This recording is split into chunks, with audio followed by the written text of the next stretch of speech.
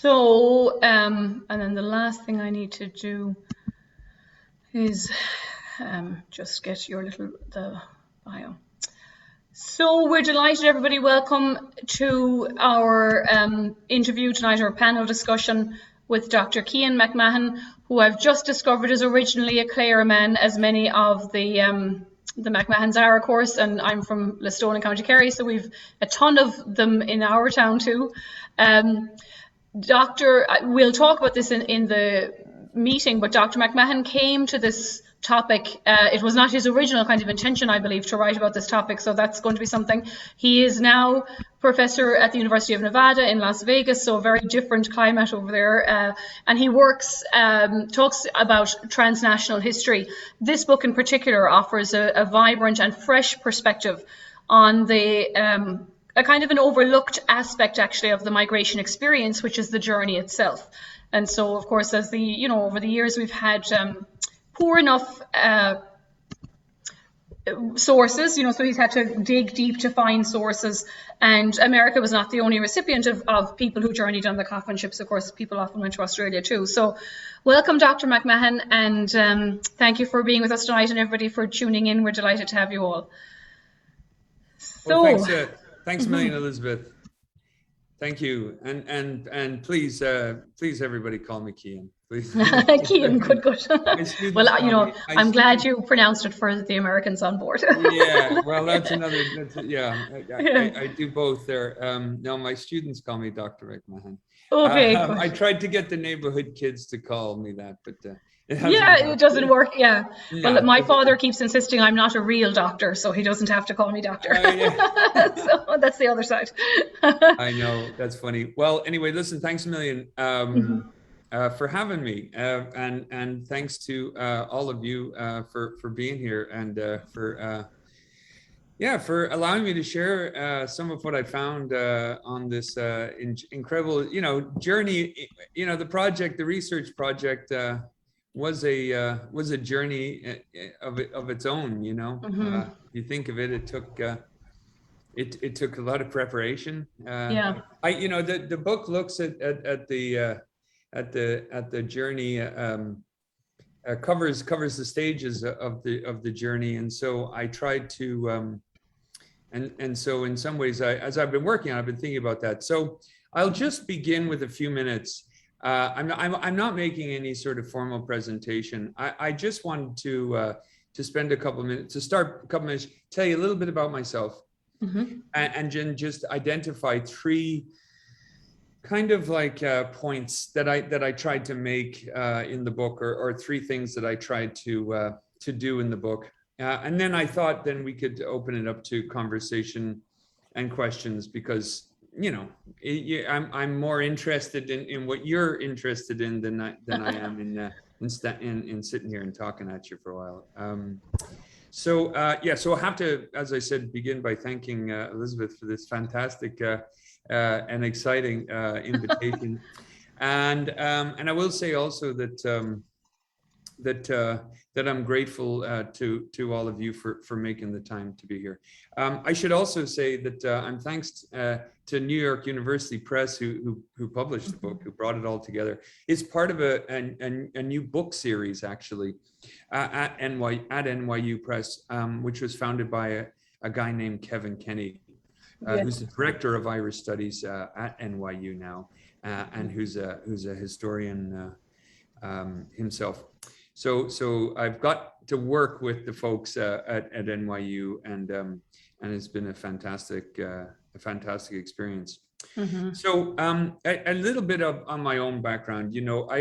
I mean, to be fair, honest, I don't think it's a far stretch to say that I study immigrants because I am one myself, and at some deep level, although I didn't figure it out, until I was like well into my 20s, 30s. But I think that might be something that's going on. I was born in Dublin in 1975.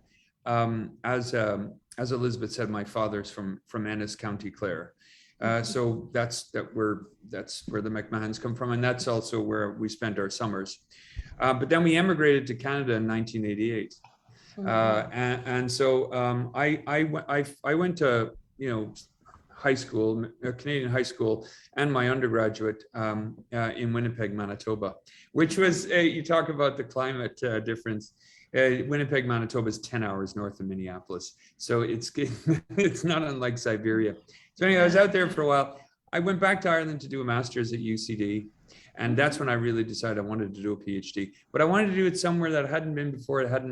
And my rambling, gambling days, I had been through Pittsburgh. And so somebody said, well, what about Carnegie Mellon? Because there was a professor there, David W. Miller. So I ended up going there. And that's where I did my PhD. I married a woman who is a fellow PhD, and we're both now teaching at University of Nevada, Las Vegas. So I've gone from the soaking wet to the freezing cold to the desert.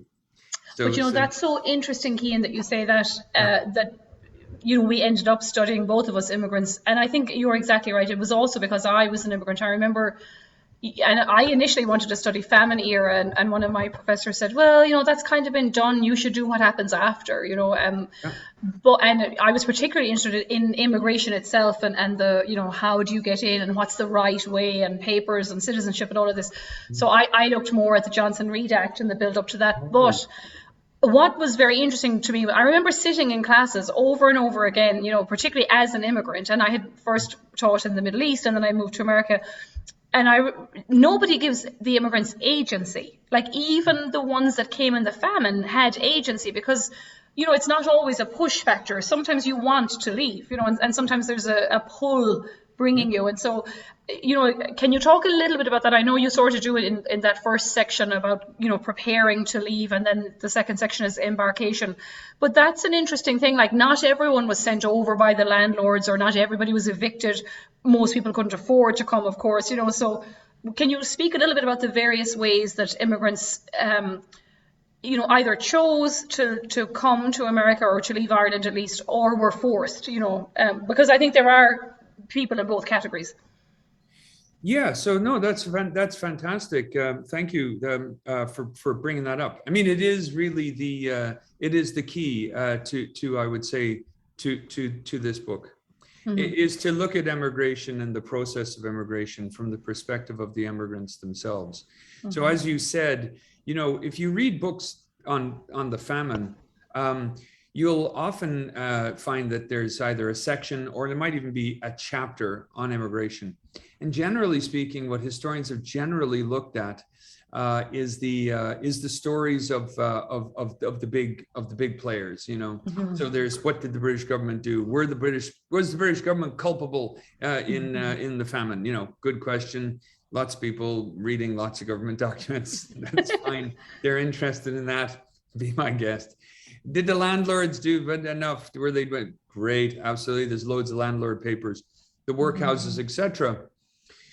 But I was struck by the fact that very few people asked the question about what did the immigrants themselves think on the matter? And do you know why so few people do it? And I hate to say this because I don't mean to sound like I've got it all figured out. I really don't. This has brought more questions and problems for me than I have for way more questions than answers. Okay, but I will say the one thing I found is it took me years to collect the letters and diaries that this book is based on. It took me a couple of years, and I had two big head starts. Mm-hmm. One was that a book you're obviously familiar with, and that many who read this kind of stuff is Kirby Miller's Emigrants and Exiles. Mm-hmm, and Kirby Bible. Collected, right? And he published a book in 85. He did the dissertation in 78 or something, and it was based on all these letters and diaries. Mm-hmm. And he got those by putting ads in newspapers in Ireland in the early 70s, saying, mm-hmm. Hey, listen, do you have any emigrant letters at home that you don't know what to do with? Give them to me. And he mm-hmm. collected thousands of these things. You know what I mean? And he still has them or copies of them. And so he shared them with me. So that gave me a head start.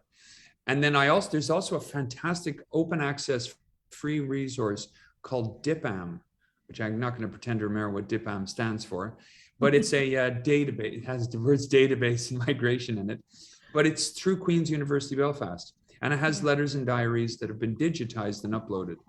So in looking at those, I got a head start. I also traveled to Britain, Ireland, obviously, several times. Went out to Australia to try and find letters and diaries out there. And I included convicts and convict transportation because I had a look at some of the journals by the surgeons and realized that like a fair number of people were getting transported on purpose as a way of free travel. Yeah. So that I don't want to keep talking, but I would just say that like that fundamentally is the point of the book is that I wanted to use the voices and the ideas of the immigrants, themselves, and I wanted to follow them on the journey. So chapter 1 is preparing to leave. Like, how do you get ready to go? How do you find out what you need? Chapter 2 is how do you get to the port? The train, the canal, the walking, the bus, well, anyway, a horse and cart. However you got there. Chapter 3 is life at sea. So what are the structures of power? How do people deal with all the problems? And we can talk about some of them. Chapter 4 is about death.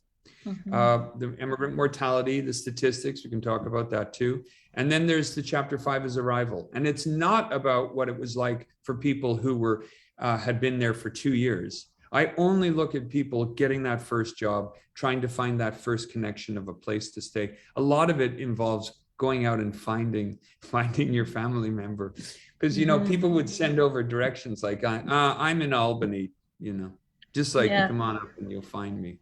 And people would have to spend time looking around like, hey, do you know so and so? They told me I was going up this river or that stream. So that's it's amazing, isn't it, how much they did with, in a way, so little kind of information, And I mean, even being sold the dummy tickets, like some people bought pamphlets thinking it was a ticket, but it was just the brochure to sell the thing. And, a lot of the people were illiterate, not all, certainly they're not all only Irish speakers, but I remember reading, sometimes like because apparently, I don't know if this is true, Cian, the ships would only sail when they were full. So like, it's not like, your ship is leaving on the 5th of December or the 5th of May.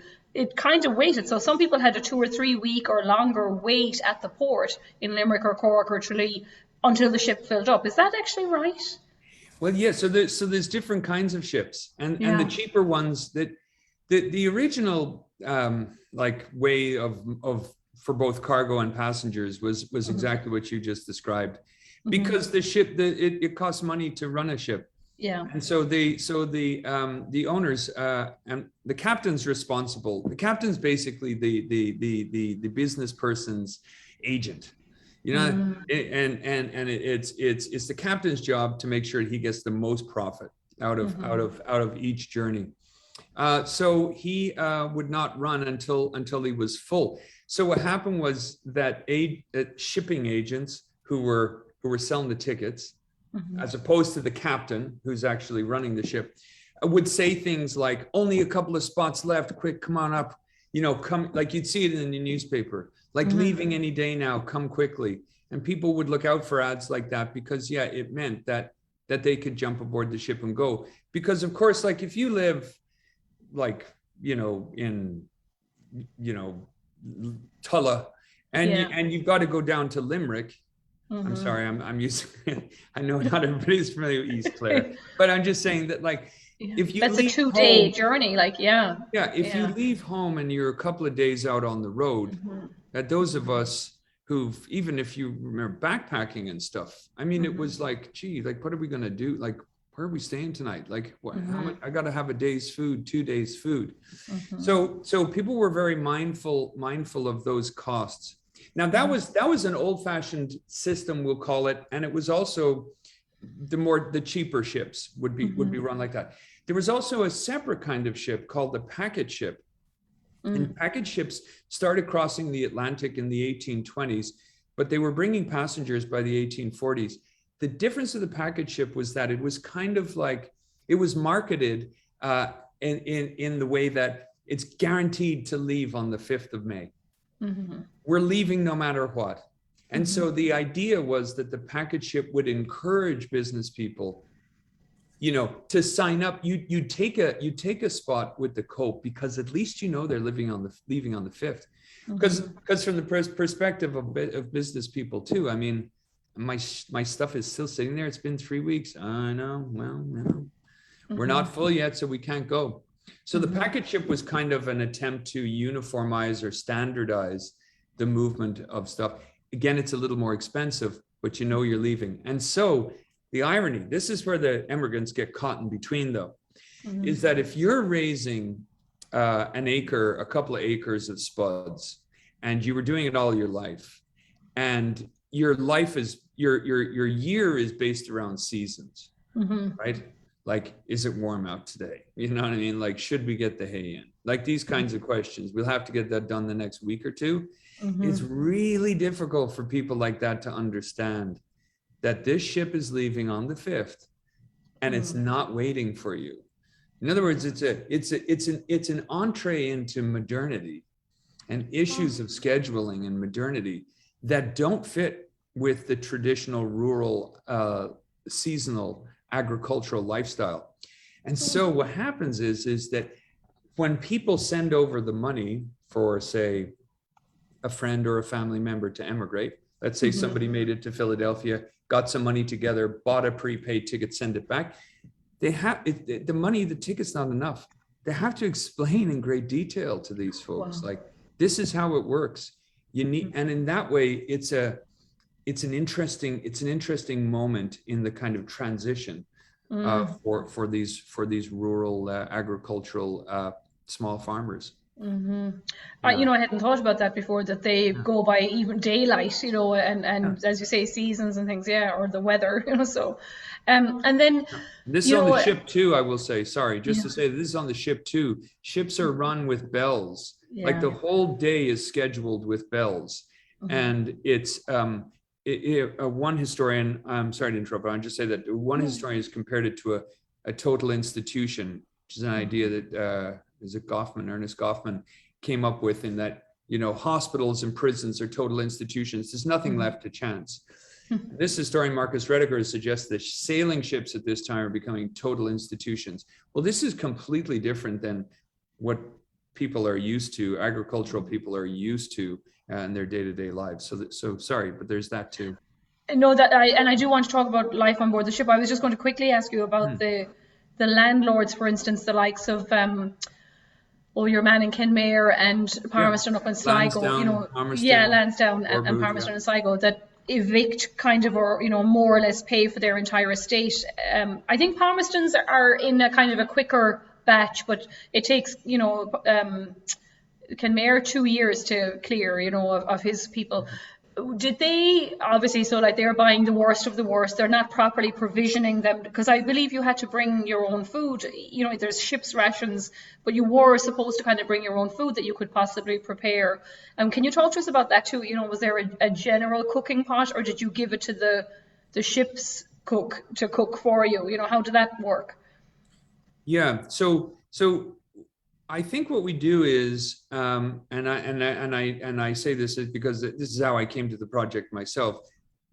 I imagine that there was a system inside how the ship kind of, how these ships worked, how this system worked, and that it was up to me to identify that.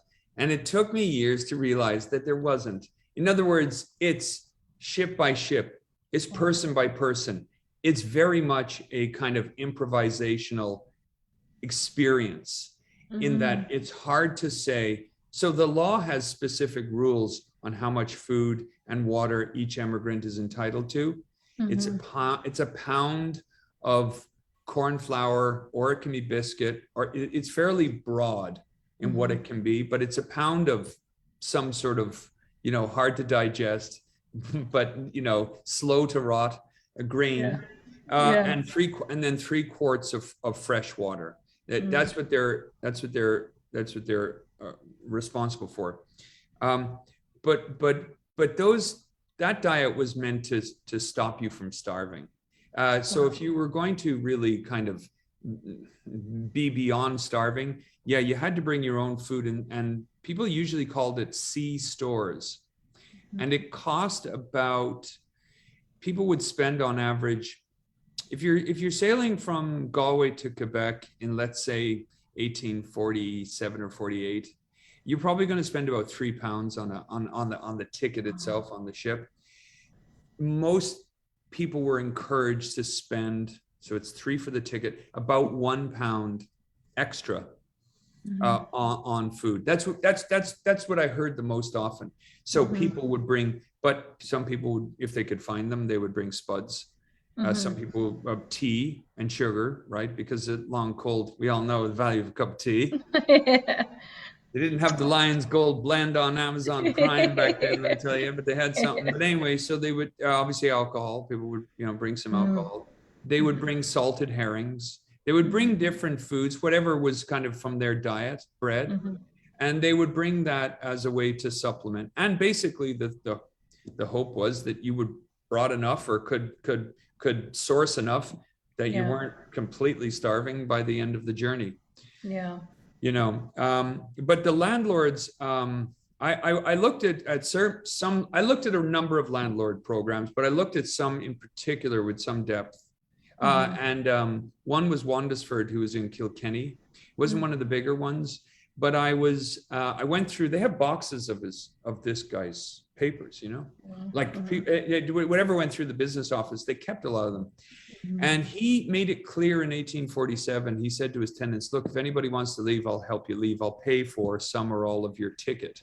The ticket itself. I'm not paying for the extra stores. I'm not paying for extra clothing. But I won't get you, but I'll give you the ticket. And he was his office was swamped with requests. So it was in the interest of a lot of tenants to get up and out too.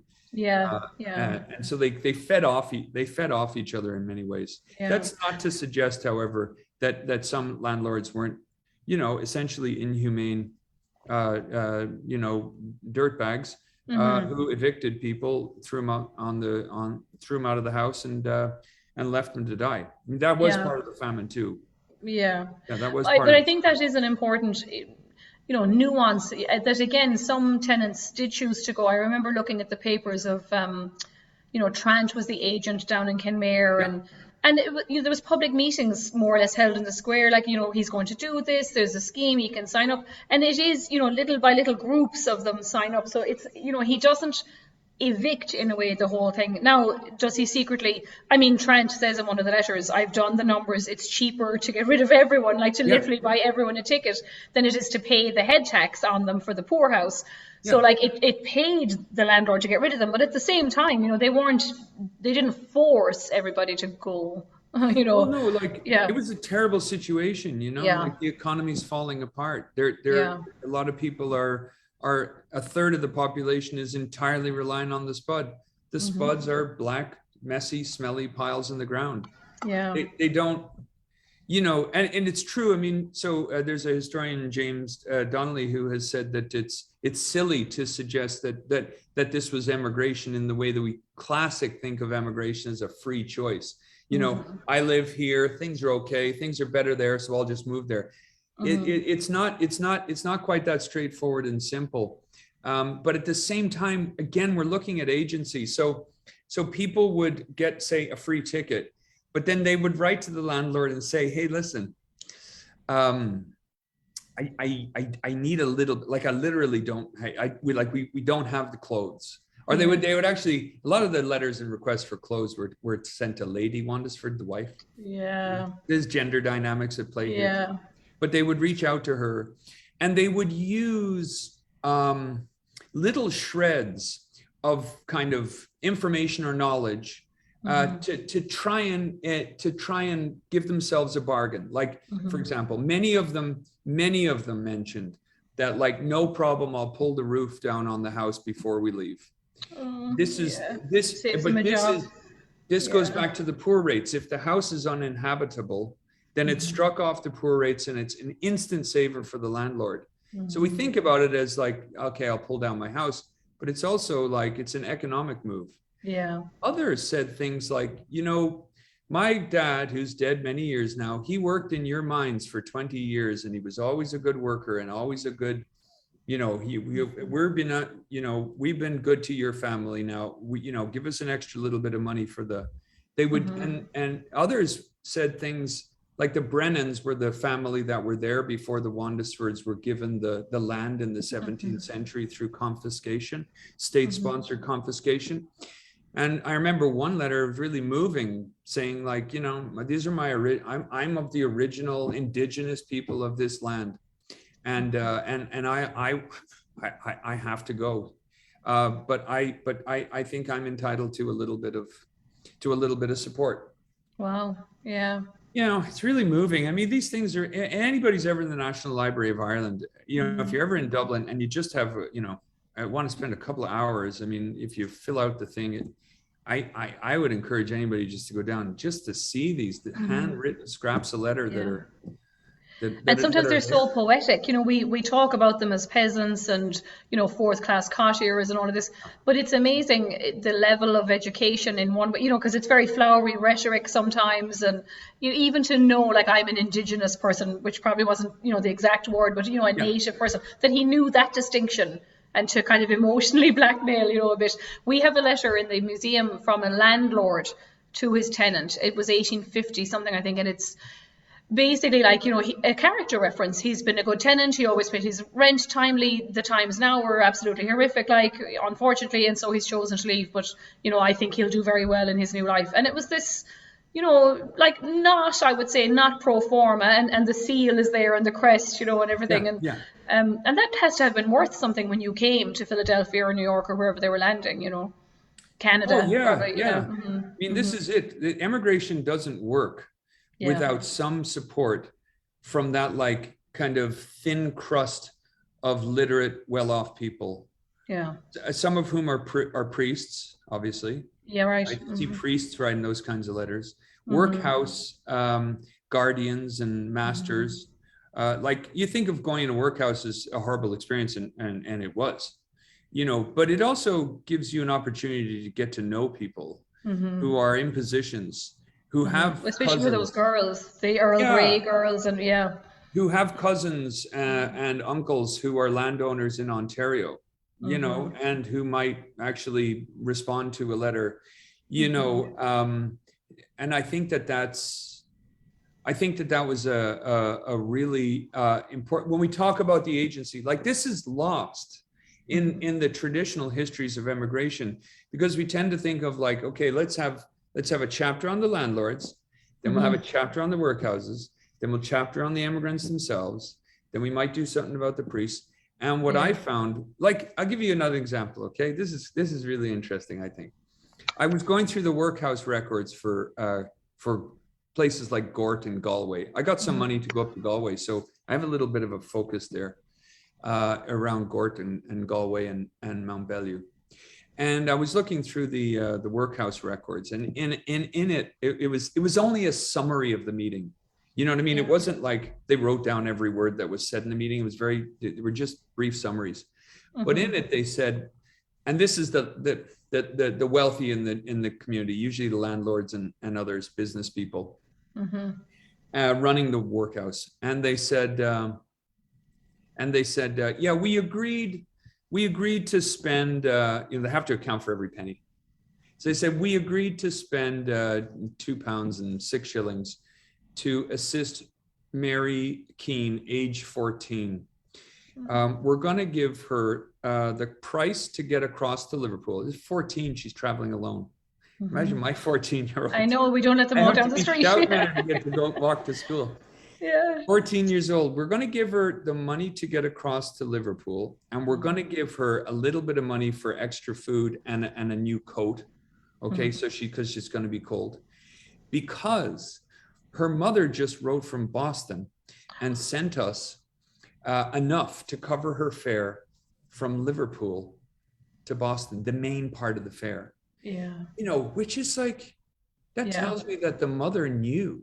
Because, you know, if I send a good chunk of the money to the workhouse, they might make up the difference and get my daughter out.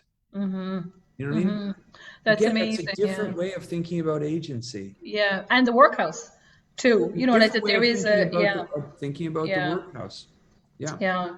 So now I suppose the name of your book and of course what everybody does think about, you know, is the journey itself and the conditions on board. So I forget where I was. I think it was either like a walking tour somewhere or a museum, and I'll never forget the person who, was so descriptive, whoever the tour guide was, and they said, can you imagine being locked in this ship? It's berths or kind of like, bunk bed type things down in the bowels of the ship. People have cholera and dysentery and all these things. So there's vomiting, there's diarrhea. Like, I had actually never stopped to process what that meant. And, they said the ship is rolling on the waves. They can't get out of the bunk. They're on the bunk ahead of you, and so there's all this swirling around. And I just thought, oh my God, like, it was such an evocative picture, but also it shows you how, it's no wonder disease spread so rampantly in these ships, and she was saying, or whoever it was said, sometimes they would lock the hatches and you would be in the dark too, because maybe there'd be a fire if there was a storm, so you'd be in the dark, the hatches were locked, and people are just in the dark crying and moaning and vomiting, and and so did you find that that's a true reflection of the conditions, or I hope everyone has already eaten their supper and it's digested. Yeah, exactly. Yes and no. So some of the story, and I made sure to represent this in the book itself.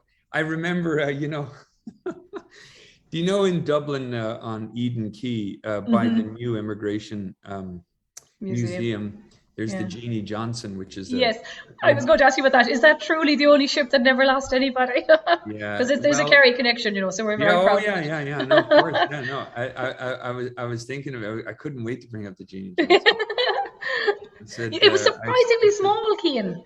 Like, that's I stood there going, my God, did they really get 100 people on this ship? Of course, nobody was overweight back in the day, but Yeah. So when I've gone in the court, so before starting this book, whenever I go back to Dublin, I'm like, oh yeah, I should go and see the Jeannie Johnson. It's kind of cool, it is nice. Mm-hmm. And then sorry. Now I go back, I'll be going with my wife or kid or one of my children, and they'll be like, Tell the docent that you wrote a book, that you write. Yeah. Tell them how wrong they are. So we'll be there, and he'll be saying the mortality rates were 50%, and she's there digging me in the ribs, taking notes. I know. It's terrible. I have to be very careful. I haven't been down to New Ross to see the Dunbrody, but but I listen. I'm a huge supporter of these living museums. I think they're fantastic. And it's impossible, to do everything in 20 minutes. So I think they do a great job. I enjoy. I go every time now. I really enjoy it, especially the mannequins. I know. They have the mannequins in the beds. But anyway, So yes and no. Okay. The ways in which there's several dynamics at play. One is the quality of the ship itself. Mm-hmm. Right, you can imagine nowadays. Are we going in like a 2019 Toyota Sienna, right, and we each have a seatbelt, or are we all piling into a 1992 Honda Civic? Mm-hmm. You can imagine the differences there. So that's kind of what's going on. In 1847, the number of people who want to leave Ireland explodes rapidly, and what happens is that a lot of ships are kind of pressed into service by ship owners and business people who, let's just say, are less than, I think immoral is not the wrong word. So they would say like, oh, this thing could cross the Atlantic. It's like, are you joking me? Yeah, come on.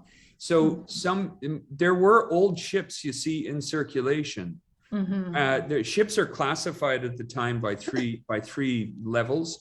And a third-class ship is never supposed to leave the shore. It's okay to put around the island in some of these ships if they're old. They're not supposed to cross the Atlantic, but they are pressed into service. Because there's so many people, the government agents, there's one in all the major ports. Sligo would be major enough to include one, but obviously Limerick, Cork, and stuff. They're totally overwhelmed by the number of ships going. They're not going down and measuring the ships themselves and how much headspace and how many berths and stuff. They're taking the captain's words because they're overwhelmed. So that's part of it. the people are panicking. So they're in a panic to leave. Remember we said about ships leaving, we have to grab a spot on the ship. There's only 2 spots left, but there's 4 in my family. What do I do? I mean, you can imagine, right, the stress that goes with this. So that is also meaning that people aren't stopping like, whoa, hang on, I'm supposed to stay in here for 4 to 6 weeks. So there's a lot of dynamics that are allowing kind of crappier ships to pass. It's also very true that the British government, because at the time Ireland's constitutionally part of the UK, at the time the British government's like, well, laissez-faire is really important, and I have letters from government officials saying, yeah, if we implement the rules too strictly, it's just going to get more expensive and poor people won't be able to leave. Like, do you really want tickets to double? Like, I don't know. I think we're better off like letting people, if they feel okay getting on the ship and they're okay with the price and they're okay with the captain, why can't they decide? You hear this kind of rhetoric now with vaccines and stuff, I mean, it's really true. It's amazing the overlap with some of the overlaps with today. So anyway, so you had ships, so they vary greatly, and it was a bit of a crapshoot for a lot of people. Immigrants would sometimes establish personal connection or correspondence with agents, saying like stuff like, listen, this is my sister-in-law, I have to make sure she makes it over, can you promise me like she'll get on a good ship? And people write back, oh yeah, don't worry, I'm not one of those guys, I'll make sure she's taken care of, and that kind of thing. Again, those layers of agency that we don't usually think of. But I talk about that kind of stuff in the book because it's so important. They batten down hatches because if you can imagine a ship as a like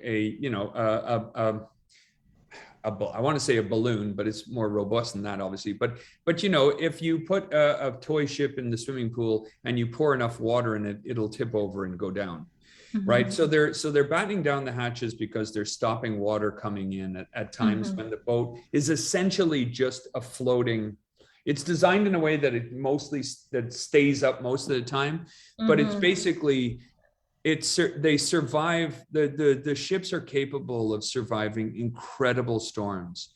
Like most shipwrecks don't happen in the middle of the ocean, basically. I mean, they do, like some ships go down and never heard of from again, but the vast majority of shipwrecks happen along the coast. It's kind of like canoeing, if anybody canoes, you're probably going to fall into the canoe getting in or getting out. So the shipwrecks happen against rocks along the shore. So they batten down the hatches, and this means that there's no air circulation because the hatches are designed in a way that to let air circulating. So all those horrible things you described, people are at nighttime using chamber pots to relieve themselves, and then in the morning climbing up a ladder or steep stairs, going to the thing and dumping it into a water closet. So when it's stormy and everybody's chamber pots are flipping over, like all of that. And I have I found some incredible descriptions of what life was like. I mean, dead bodies, like if somebody's dead and somebody dies and before they bury them, like, what are we going to do with the corpse? And it's storming. People were locked into these things with dead bodies rolling around. I mean, it was incredible. But at the same time, I have to say, I also had people writing letters saying like, I've never felt so good. I think the sea air agrees with me. Jeez, it's great. I'll tell you what, honestly, like people saying like, I have never felt, like literally saying, I have not felt this good in a long time. The sea voyage was good for me. So I also don't want to say that it was all doom and gloom and horror. And part of the reason that the doom and gloom and horror was mitigated too, was that immigrants stuck together. Do you know what I mean? They helped each other out. If there was a young mother in a ship who was pregnant, maybe her husband had died or had gone over and sent her the money and she was there. It wasn't strange for like a pregnant woman with 2 small kids to be alone in a ship. The other mums would, I mean, I can't say always because I'm sure it didn't always happen, but in my experience, like other mums and other kind of sisters and cousins, they looked out for women who needed help. That was sometimes framed in the idea of like gender balance, women looking out for each other. But it could also be in terms of a genderized, a very patriarchal, right? Very patriarchal, but in terms of like manly men standing up for like damsels in distress. And that kind of like attitude stood a lot of women in good stead. It also, of course, left open the doors for sexual harassment, exploitation, and outright assault, which was undoubtedly also part of the story, and which I talk about in the book. Yeah. I mean, it's a fascinating look, and you've done such a broad range of the sources, because I think that is kind of the missing bit, as you say. We often hear from those in power or those who leave more easy, to access written records. And then the last section of your book is arrival. And of course, as an immigration historian and the times we live in right now, you can't help but in one way sort of compare it to, when the Syrians were fleeing and kind of drowning on the way to Greece or Italy, or our own caravans of migrants coming up, from Latin America, fleeing, kind of torture and terror and being hungry. I remember reading an article in the New York Times about one of the Irish ships, and, describing how filthy they were and that they were like ghosts. There was nothing going on behind the eyes because they were already dead, kind of corpse-like, smelly, naked sometimes, and so how is that arrival? And of course Quebec, God love them, in Grosse Ile or fever sheds where they're kind of piled in together. How, not only like the trauma of landing, and don't forget there is no federal oversight like of immigration, so you get off the ship and you're here,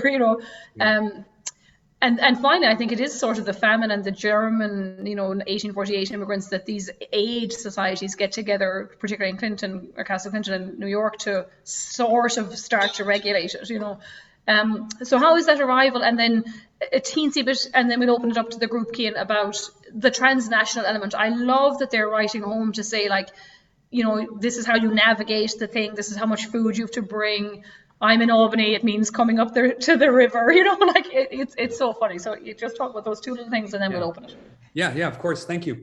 So the arrival is an important part of the process, and one in which, again, I found agency playing a role.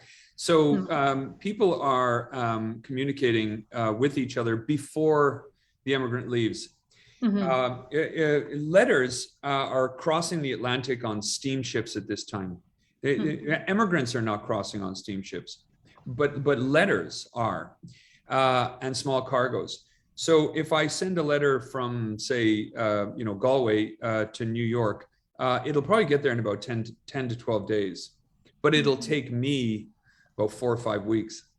So this is good, because it means I can send a letter saying, hey, listen, I'm leaving tomorrow. It's clear, it's definite, we're leaving tomorrow. This is the name of the ship, this is the name of the captain. Keep an eye on the newspapers. And then the daily newspapers, they would publish, arrived this morning, or, often it would be arriving tomorrow, because they would actually like anchor outside of New York and then be piloted in. And sometimes they would send that information up, so the newspapers had it a day early. So people would go down like, oh, the so-and-so, the Dunbrody's coming tomorrow. We can all go down to the port and meet them. So there's people sharing information saying, and then again, addresses like get to Beach Street, walk down to the river, take a left, and there's that kind of, they're sharing that kind of information. But the immigrants themselves are also thinking about the ways in which they're going to be treated or host or seen by their hosts. And so I have several cases of people saying, oh, you should see all the immigrants dressed in their Sunday best for arrival. One person actually said in his letter to his sister, he said, bring 2 pairs of clothes. Like bring it anything what we might call play clothes, clothes you can beat up for the ship, just to wear around the ship, and then bring something nice for when you're getting off the ship. Immigrants are also doing things like banding together and scrubbing the ship. So that when medical personnel come on, they go, oh, this is pretty nice, because at this time, of course, it's like they're really, really concerned in like the middle upper class modern kind of ideas of how society works. Mm-hmm. You know, they're really concerned about working class sexuality, alcohol, violence, this kind of like social disorder that's bubbling underneath. Mm-hmm. And so the idea is that you have to show we're not disordered. We are actually really well ordered. Yeah, So yeah. by cleaning the ship, by putting on nice clothes, by lining up, when the doctor, don't be, I don't know where I'm going, where are my kids? Line up and stand nicely. It was their very first moment of showing themselves, and it shows that they knew something about the host community, what the host community wanted. You know, I'm old enough to remember the days when, like, you're getting on an airplane. I mean, you put on nice clothes, you know. Right, Like I went yeah, to it wasn't Canada. all yoga pants. Oh yeah, I went to Canada on a holiday in 1982, and my mom, like, we dressed up. You know what I Yeah, mean? In part yeah, because, like, we were going to be going over to a new country, and it was like we were going to be the Irish ones. We wanted to look nice, you know. yeah, yeah. So there was that going on. They're also using newspapers, and some of this has been talked about before, of course, by other scholars, but the ways in which they're using information wanted ads. So they'd land in wherever they were, and then buy a little ad in the local newspaper saying, so-and-so just arrived. Her husband said he'd meet her, but he's still not here. Does anybody know where he is? You know, or he apparently went up to Albany. I say Albany because it's there's a lot of people going from New York to Albany, and Or you're Canada down as well. and Canada down as well. Yeah, But they would be sharing these bits and pieces of information, and then yeah.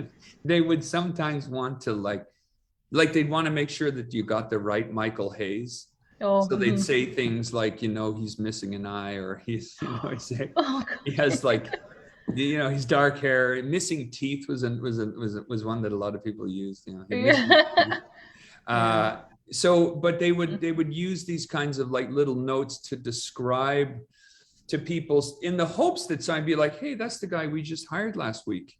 You know what I mean? So they're using that. They're also using, you know, as I said, priests, family networks, immigrations aid societies, to just make that transition from the ship to the thing. It was a huge network, wasn't it? You know, really, like this chain migration. It's amazing how, you know, you would think that because they didn't really have technology and everything, but even now that you say it, like the priest alone might be able to have so many tentacles, like, into the community, you know. Well, he sees that it's everybody amazing, in yeah. his local community every Sunday. Like he literally shakes hands, or at Yeah. least waves to. Like they're all going. Like if they're Catholics, I mean, the mass attendance at this time is high.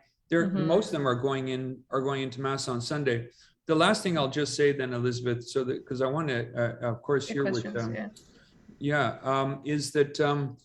is that this is what I found the book was about. I thought the book was going to be about people getting on ships and surviving it and then getting off ships.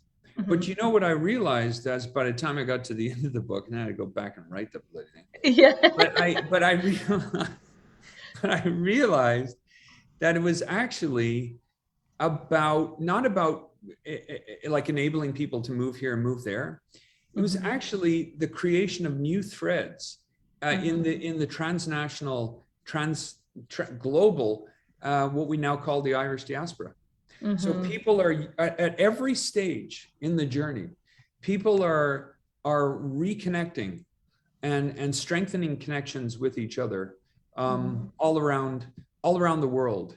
And when they got to America or Canada or Australia, one of the first things they did was they scribbled off a quick note and said, "Here, we made it." I mean, geez, it's just so moving, you know? Yeah. Like in those days when it took so long, when people would leave and they'd never come back, you'd never hear of them ever again. Just to get a little note that says, "Geez, we made it." One of my favorite, I'll leave you with this. One of my favorite letters was, "Here, we got here, we went up to so-and-so's, we went to their house. You remember, you know, Mick Daly, he was there. And do you remember so-and-so? Geez, he was there too.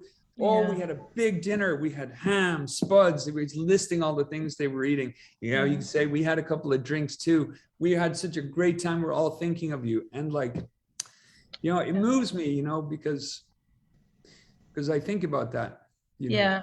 in my And family. especially in those years, like, my God, to have survived whatever they survived at home, even if they were sort of lower middle Yeah, class, surrounded, like, my hometown, there's 4 or 5 thousand people probably buried in the mass grave attached to the workhouse, because, yeah, it's a hinterland that feeds in. And so even if your family were okay and you had the money for the ticket, like, you had to have seen horrific or heard terrible stories, and so to be able to celebrate your arrival as opposed to kind of mourn the going, I think is very important. And particularly you and I, Cian, like, we have lived, and Anthony there and a few more online with us tonight, we have lived that, even though, of course, it's way easier today, but I remember, trying to navigate the airport in Abu Dhabi, like, going, oh my God, everything is not in English. Like, where am I yeah, supposed to go? And being afraid in the culture, like, am I allowed to ask a man for directions? right. And so that always reminded me, like, that's how alien probably New York was to, an Irish girl in 1845. And today I wanted to say, today was the day in the Dublin Evening Post that the blight was first reported. I tweeted about it earlier on. It was a snippet from a Waterford paper that was reprinted in the Dublin Evening Post, and it said, we're kind of sorry to say that the blight, which has been so much reported in Belgium and the rest of Europe, has landed kind of in Ireland. And it was literally just a two, and he said, God, where did I put it? We regret to learn that the blight of the potato crop has affected the crop to a considerable extent in our own immediate locality. We are assured by a gentleman of vast experience that the injuries sustained by potatoes from blight on his domain are very serious, that they are entirely unfit for use, and he suggests that potatoes so injured should be immediately dug out for use for the pigs. And, who knew that 7 years later, kind of thing, they'd still be trawling through immigration. I know. So that was amazing, Cian. I mean, I still have 1,000 questions, but we're going to throw it open to everybody else. And I better check Facebook too. If anyone on Facebook has a question, you can type it in there.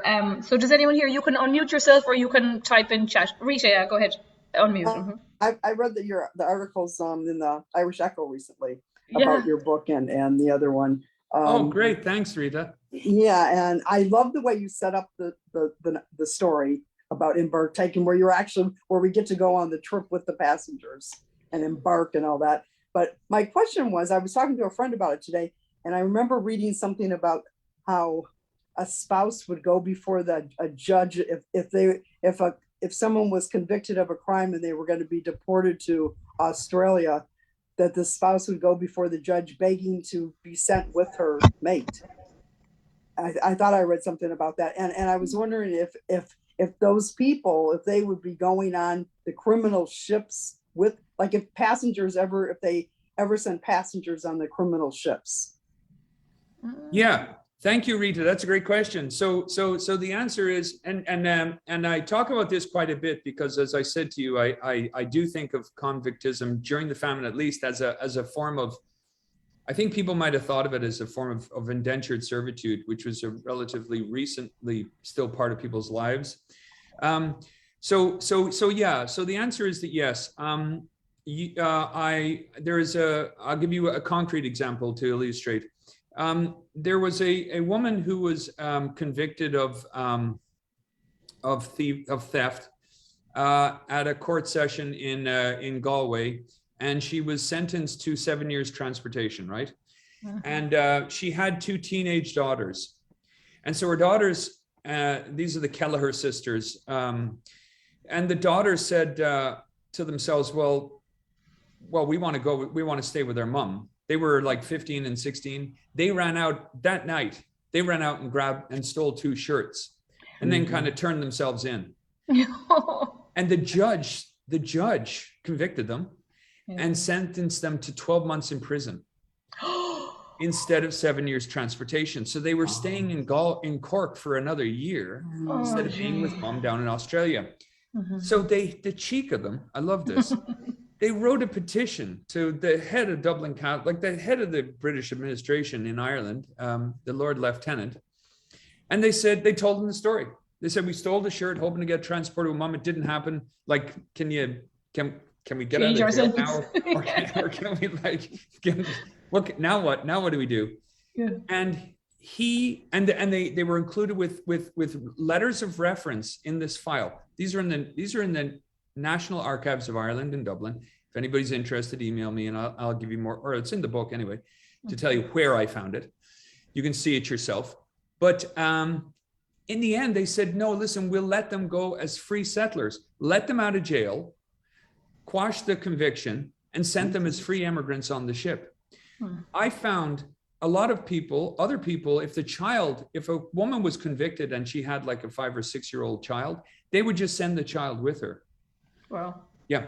So if your husband was sent to Australia, you could start the paperwork and you could ask to be sent over to him for free on the next convict ship going out. And a lot of people did that too. Wow. It's incredible.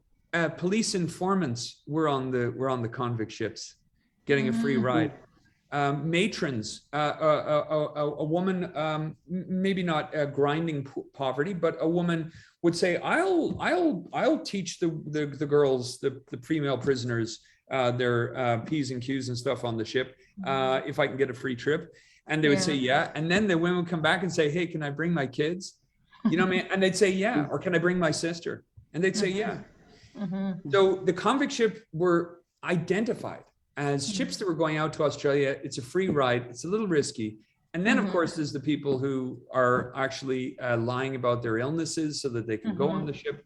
Yeah, there's tons of stuff. I'll stop talking, but it's terribly interesting, Rita. Thank you. So we have two, that was great, Rita. We have two medical questions, one in the chat from Maureen, and Molly said, can you quickly talk about ship's fever? What was it? Why was it a problem? And then Maureen's was like, were any of the immigrants given health evaluations before being even allowed to board? So thank you. Yes, thanks. So there were supposed to, so I'll speak first about the evaluations. The evaluations were a mess and were not carefully followed. The laws they're called the Passenger Acts, and they changed like barely at all from like, I think it's 1820 to 1845. And then suddenly the famine happens and there's loads of people leaving. And the laws are amended like 1845, 1847, 1849, 1850, 1853. They start tweaking the laws because they're being so overwhelmed. So the short answer is that the agent, the government agent at the port, is supposed to look for symptoms on passengers. Captains are also responsible. Remember, the captain, this is his little castle. So the captain is responsible also.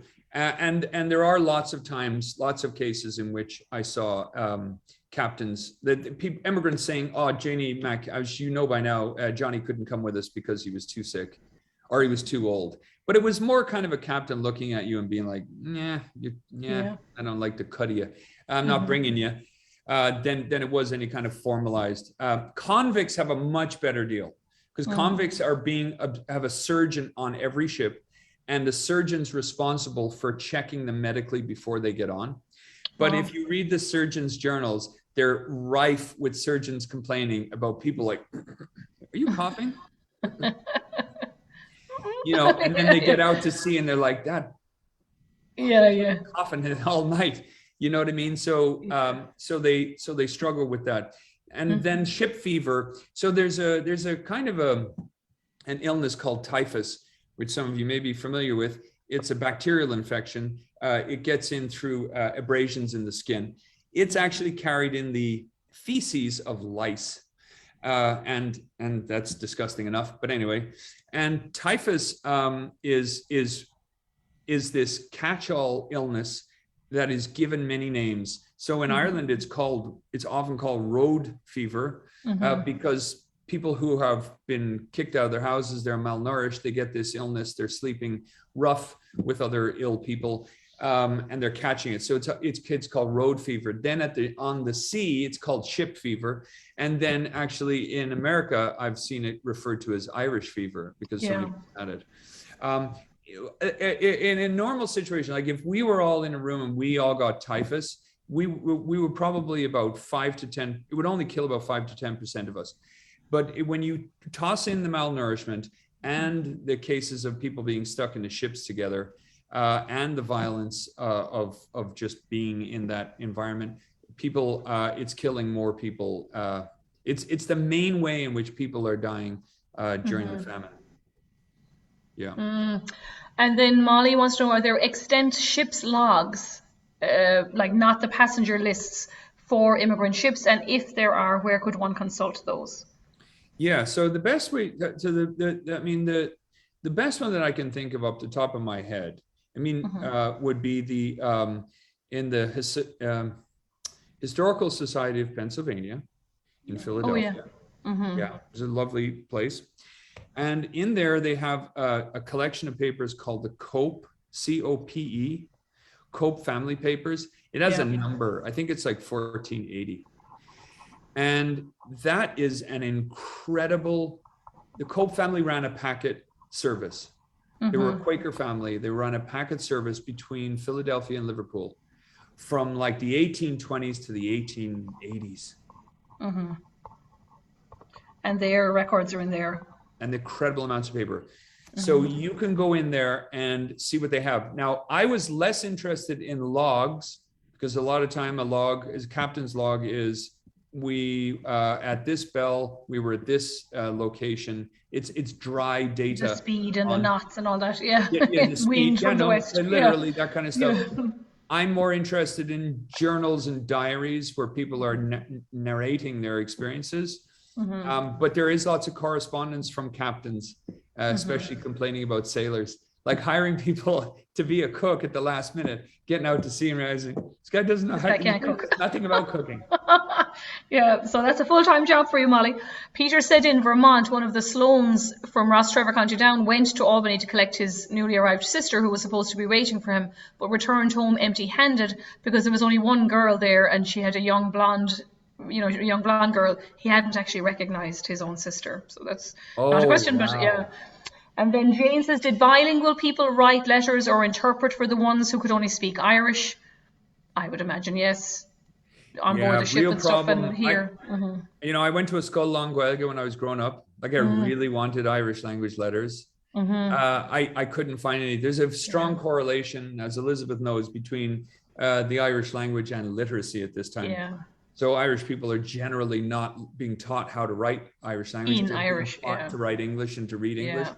So it's impossible to know how many of those petitions in Wandesford papers are actually transcriptions where someone's saying something in Irish and another one's writing. But I see lots of letters of people saying, oh, so-and-so is with me. He tells me that blah, blah, blah. So you have to read between the lines a little bit, but it was very, very hard because, of course, the Irish language is a big, huge part, and illiterate people are a big, huge part of this story. And to be honest, it was really hard to figure out a way to represent them in the book, given that I'm just using written word. Yeah, and it was, as you say, an oral tradition. Did anybody on Zoom have a question? No. Maureen, how many prisoners percentage-wise were included in the immigrant ships in the 1840s? How many prisoners? Do you mean like what percentage of all the people who left Ireland during the famine were convicts? I'd say that's, it's tiny. You can type for us more, yeah, it's a tiny fraction. I think the number is 6,000. So the number I got when I totted up all the people who left Ireland, I had between 1845 and 1855, and it's 55. Not because famine ends in 55, it ends earlier than that. Like the blight and the excess mortality on the island end around 52. But if you look at the number of people leaving per year, that doesn't return to pre-famine numbers until 1855. So that's why I use those 1845 to 55. I have 2.2 million people leaving during that time. Wow. And honestly, I think the number of prisoners who left is about, I think men and women, I think it's something like 6,000. Yeah. Very small number. Yeah. Anyone there on Zoom want to, Tony? Yeah, well, first of all, it's an incredible story, and the way, the detail that you give captures the tragedy of it, without that any, gross sentimentality, yet a deep feeling for what's happening. And how, I haven't read your book, but I will. I'm struck that you're able to give us a sense of this profound loss and tragedy, and at the same time a realistic presentation of the human spirit confronting all of this, you know. And that thing you also raised, a peculiar capacity of bureaucracy to survive within catastrophe and chaos, you know. The way it lumbers on, whether it's Nazi Germany or Soviet Russia or whatever, you know, there's a bureaucratic, medical, governmental, you know, agents here and there. There's a whole process that workhouses, etc., that's going on following, you know, directives and communication. It's such a strange phenomenon, and you're able to give us a sense of that. And then you give the detail about particular people, which raises it to the level of tragedy and takes it out of the purely historical, and we see it as something, you know, totally in the realm of Greek tragedy, you know. So I just wanted to thank you for the time and the energy that you took to look at, you know. You brought to mind a poem that Yvonne Boland had written about famine in her little collection called A Time of Violence. And it doesn't say hardly anything about the famine itself, but it's a short poem, and it's about the landlord and the landlady who's poor because people are dying. And, you know, it tells so much. And the way certain anecdotes that you tell say so much. So thank you for that. Well, thanks for those words, Tony. That's exactly what I started off thinking. You know, historians have accepted that emigration was a part of famine relief. It's a way that Irish people managed their way through this crisis. But do you know, when I got to the end of the book, I realized it's also an element of famine recovery. That immigration was a part of the way in which the Irish began to rebuild their lives after the famine. And in that way, that's why I kept the title, The Coffin Ship. You know, even though people were like, well, if the book's about agency and people managing, I'm like, yeah, but you know what? I want to give that phrase, the coffin ship, a right good kick up in the, you know. You know what I mean? Like I want to drag it out into the light. Because I was raised in Dublin in the 70s and 80s, you know, like it was all coffin ships and straightforward and simple, and it was overly.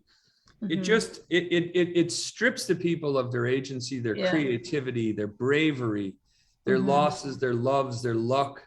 It strips them all of that, and it presents them as these prone victims, agents, you know, lying in a box, and it's just. That just wasn't good enough for me. So anyway, well, thank you, Tony, for those kind words. You know, Cian, on that point, that was a fantastic, we should write that down somewhere, you know, and put that on the blurb at the back of the book too. But Tyler Antbinder did that in his article, I thought too, you know, from famine to 5 points, because and you just mentioned it as part of the recovery. Look at how quickly they start sending remittances home. I mean, these are people with PTSD, maybe, you know, they're trying to adjust to a new life. And not only are they building a new life for themselves in this country or Australia, they're sending money home for the old people, you know. And so Tyler recreates that kind of the Kenmare, actually, people who came over, like all of them live down in 5 points within a, you know, and he can track through the Immigrant Savings Bank. He knows exactly when the woman arrived, you know, her husband and her 10-year-old son died within a year, or 13-year-old son, and she has money in the bank, you know, and it's amazing, you know. Now, there is a question, and I have to say, like, I don't love this topic, but someone's, Didi, who is also a McMahon, has said, with all the research, why is it still referred to as a Great Famine? So I will say, like, we just kind of call it alternatively in Ireland to the Great Hunger or the Famine.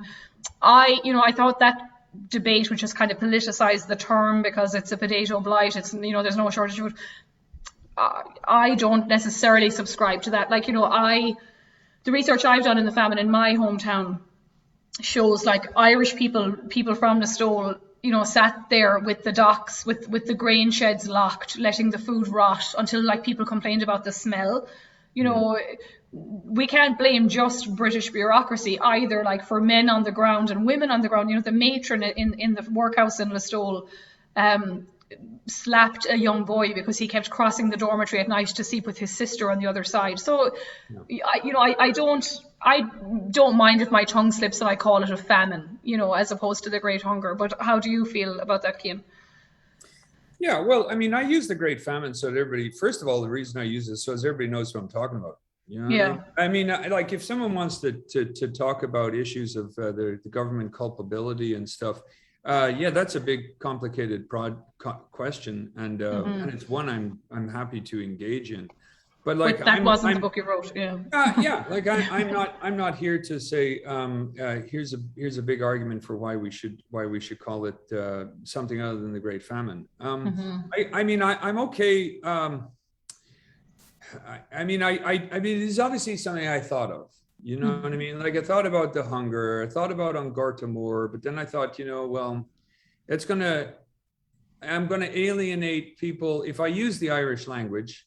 It's the first thing I always think about, like in which ways, because that's where I came from. That's how I learned Irish. I learned history in Irish. I learned all of my history. I learned in Irish when I was a kid. I didn't start doing education 9 to 5, Monday to Friday in English until I was 12 years old, and I went to Templeogue College for a year, and then we emigrated. So so all of this filters through Irish. I didn't know the Hail Mary actually in English. In English, yeah. I still divert and Arnahar as well. yeah, Arnahar. I mean, so I think of it through these things. So I use it because I'm not writing a book about culpability. I also would say, but I'm not getting into it here because I know. I will also say that it's a really, the more you read about something like this, and I can say I've spent like years in the archives working on it. The more, and this is true of any subject, the more you learn, the more complicated it becomes. Yeah. Do you know what I mean? And the less certain I am of the of what my previous understandings of it were. So I leave it to people like Christine Keneally, Peter Gray, Cormac O'Grada, who write about the famine with great sophistication, and who write about the government's involvement with great subtlety and sophistication. And I don't pretend I don't pretend to supersede their ideas. That's not much of an answer, but that's it's the general. But I think it's the right great scholar. That's what you just said. Yeah. What's that? I'm sorry, Tony. You communicate that you have the generosity of a great scholar, and you're willing to give that deference to these people who have expertise. And saying, no, I'm not writing about government culpability. I'm writing the resilience on the Coffin Ship, That's the story. Yeah. That's the most, because people ask me about this because I write about the famine all the time. So, yeah. So people ask me about it, and that's the best answer that I have at the moment. Is that it? But I mean, the National Museum at home is called the National Famine Museum. I mean, it's So I know it's a complicated thing, but I sat in on a lot of workshops too, and when you hear other takes on it, I don't mind using the word famine.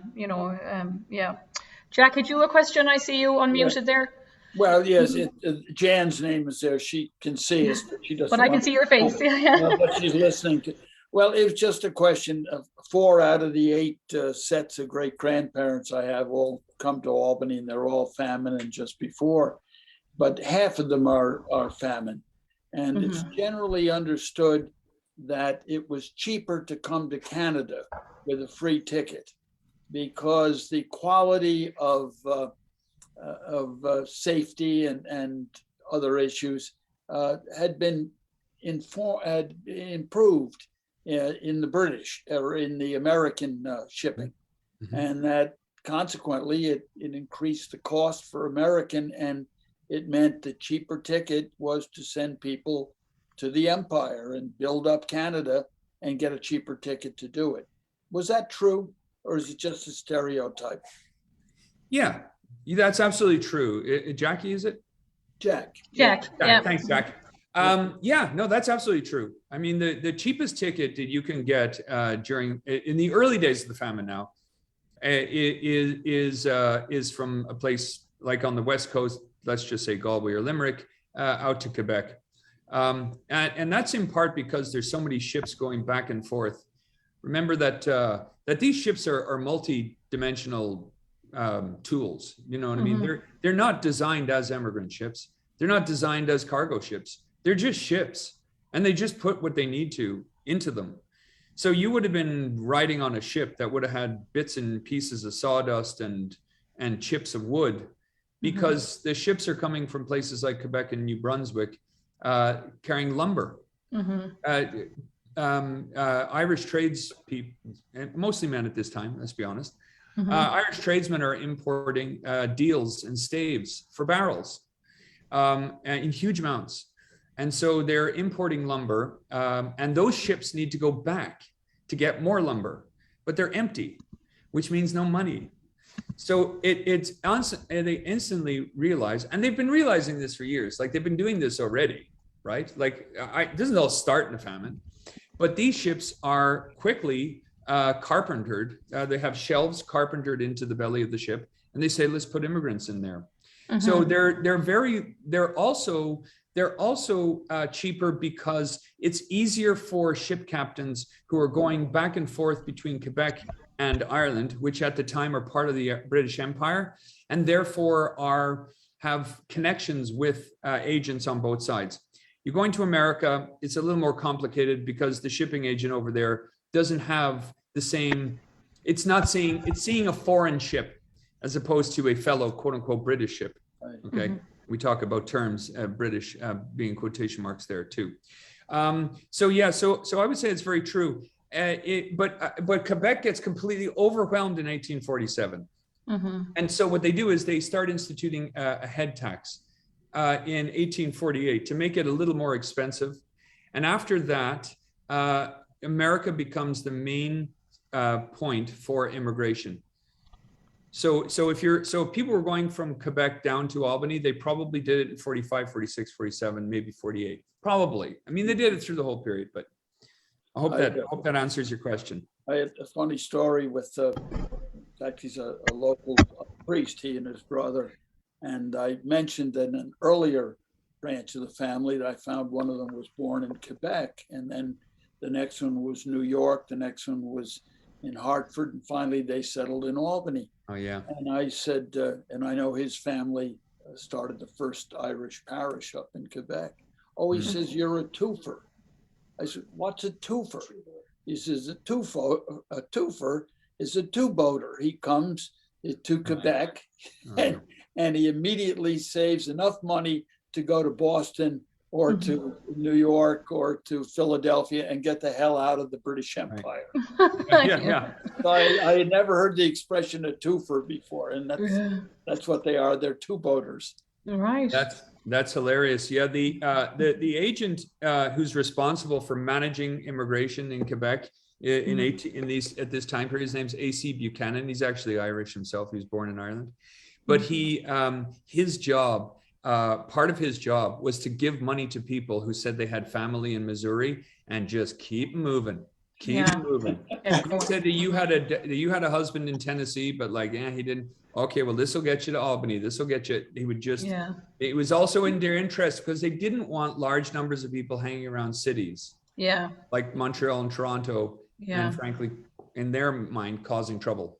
Right, and they're ghettoized anyway, maybe, in the ports. Oh, yeah. So, guys, Cian, this was amazing. I'm so sorry we went late. I know we probably have another, an hour that we could talk.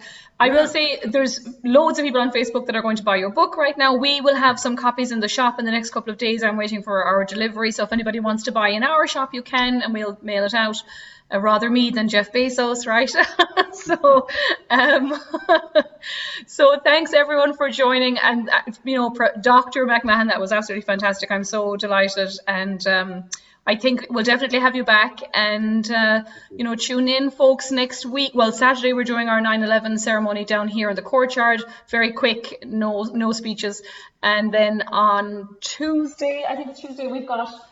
Kate Mullaney, our local Labour hero, is being Monday, thank you. Oops, see Monday with Paul Cole will be over live. That's live in the museum, but we'll live stream it on Facebook too. So thank you very much. This was amazing, Cian. I'm really, I haven't finished the book, but it was fabulous. I love that you've brought the story of the people themselves, back to the center. So thank you for doing that. Yes. Well, Thank you, well, and up Mayo. Yeah. Oh, yes, up Mayo. That's right. Can't Poor leave Kerry. tonight. So Bye, thank you. everybody. Thank you. Thank you very much. Thank you. I will just end. Can I just end by saying, first of all, thank you all for coming here and talking to me about this. My wife is tired of talking to me about it. We love talking about it. And second of all is that, like, if you think of something and you're interested and you have a quite, like somebody said about the captain's logs, like, and I said the Historical Society of Pennsylvania. If you've got a question like that, like I teach at UNLV, University of Nevada, Las Vegas, UNLV. So you can look me up, punch in McMahon, you'll find me. Send me an email, please. Don't hesitate to just, if I can help you in any way. I would. You have the right crowd here for that now, Cian. Thank You might you. regret that. Oh yeah, I might regret it. Yeah, and I can give his email to anybody who needs it, who can't find Please it do. themselves. No, Yeah. honestly, please do. Okay, great. Well, Okay, thank you thanks, so everybody. much. Thank Yeah. you. Elizabeth, you. thank Have a you. good night. Thank you. Shalom. See you. Good night. Bye-bye. Thank you.